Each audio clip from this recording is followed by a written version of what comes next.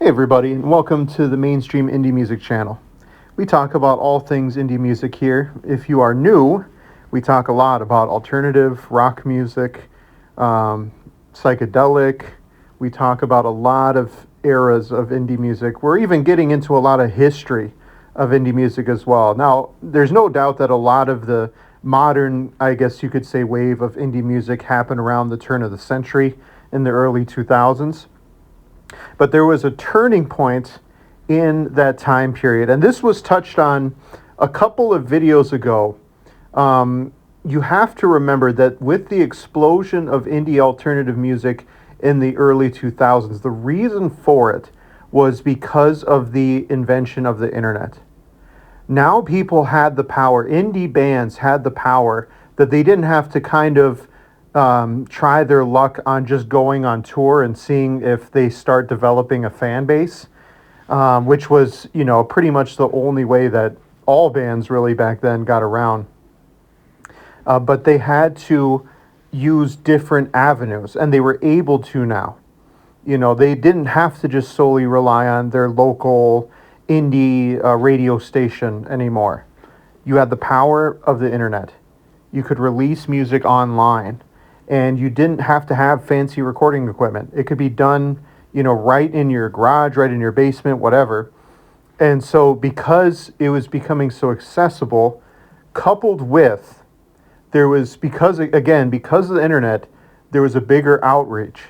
And what started to happen was indie alternative music started to catch on to the mainstream. Nowadays, it became popular. I think of especially for big, huge television shows to kind of sneak in like a niche song in the middle of their episode, kind of catch people's attention, catch them off guard, make them wonder, what is that? This is different. What is the song that's being used? So the question is, with indie alternative music starting to blend, starting to get into mainstream media, I guess you could even say, not just music, but television, movies, so on and so forth, was indie music going to lose touch with its roots? That deep artistic, deep lyrics kind of roots where it came from? Well, that sets up nicely the story of our band this week, and specifically the song that they made, The Ghost Inside, or The High Road, The High Road by Broken Bells. Made by two huge underground indie juggernauts, James Mercer and Danger Mouse. We are going to talk about how they came to be, and first, a little bit into their history, and then, of course, what led to them making music together. On one side of the coin, you had James Mercer from the Shins. Now, remember again, like I said, indie music starting to become incorporated more and more into the mainstream, into people's playlists that they would create, into music, into movies. This already happened with the Shins.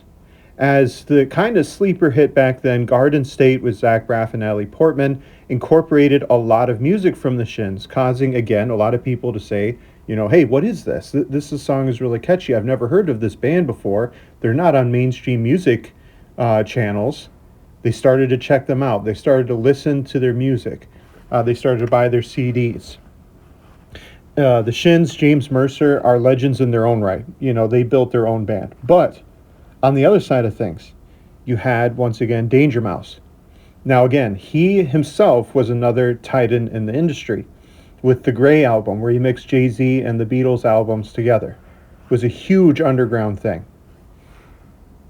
And also, Danger Mouse, of course, had his big hits with Gnarls Barkley, but it seemed like his interests were starting to lead him to go further and further away and pursue his own sound and his own music. Now, both of them met while working, first by touring. They bumped into each other, talked music, and they seemed to like each other a lot. But the biggest thing was when they collaborated on Sparkle Horse's final album. This meeting together really helped push them together and recognize they might have something special. And I believe that Danger Mouse saw the potential first and had an idea for a sound first.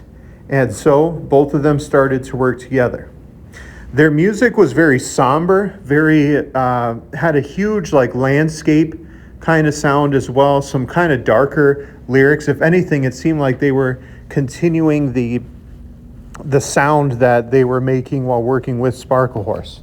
And while many bands that I've talked about on this channel, you know, they might have like a difficult start, they might have drama behind the scenes, they might have difficulty kind of getting their sound off the ground, their band off the ground, so on and so forth. They didn't have to deal with all that. They were already established artists. And so pretty much, I remember even personally, when Broken Bells came out as a band, there was no huge like red carpet release behind it. It was almost like both artists were saying in a way like, you know who we are. You know who James Mercer is. You know who Danger Mouse is. Just imagine us making music together and let the music talk for itself. One of the first hits and the song that I want to talk about this week was The High Road. And again, it blended both things together. James's very kind of melodic, soothing voice and the storytelling kind of behind the song. And then kind of dealing with the difficulties in life your own way. And then that atmospheric, laid-back mix of like synth, guitar, and then the drum machine mixed with an actual drum set. It was awesome. After the song and later on their first album was released, again, they toured behind it, but there was no sense of urgency. For the first time, it kind of highlighted and probably even previewed the power that artists were starting to have with their music. They could dictate, they could control when and how they wanted these albums to come out. And it worked for their benefit. It's almost like Broken Bells got their fan base and they were happy with it. You know, they didn't want to go out and promote it everywhere. They didn't want to be this huge, you know, headlining act everywhere. In fact, almost as soon as they came out, they were gone. You know, Danger Mouse moved on to other projects that he was interested in, and then James Mercer continued on with the Shins. What's really cool is since then, they have even released 2 albums as a band. They come and go as they please. Whenever they feel that artistic spark, they get back together, they continue to make music together. Again, there's no huge demand to talk to their record labels, anybody to answer to, and it's quite awesome. No loud singles or anthem-defining songs, just simply pure art, pure music, the way that it was supposed to be. What do you guys think of the song The High Road by Broken Bells? I will see you all next week. Peace.